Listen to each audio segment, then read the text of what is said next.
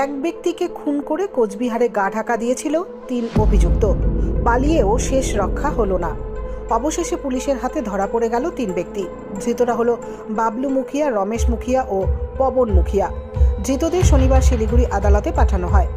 Police সূত্রে জানা গিয়েছে, গত ২৪শে এপ্রিল দার্জিলিং মোড় সংলগ্ন এলাকায় পুরনো ঝগড়াকে কেন্দ্র করে বিহারের বাসিন্দা ঘনশ্যাম প্রসাদ নামে এক ব্যক্তির ওপর ধারালো অস্ত্র নিয়ে চড়াও হয় কিছু দুষ্কৃতী।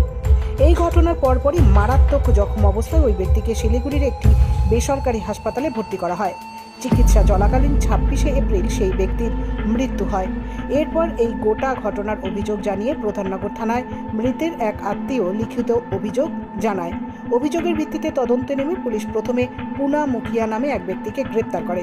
বাকি অভিযুক্তরা পলাতক ছিল। ধৃতকে জিজ্ঞাসাবাদ করে ও গোপন সূত্রে খবরের ভিত্তিতে শুক্রবার কোচবিহারের পুন্ডিবাড়ি থেকে ৩ জনকে গ্রেপ্তার করে পুলিশ। ধৃতদের শনিবার শিলিগুড়ি আদালতে পাঠিয়ে ঘটনার তদন্তে পুলিশ।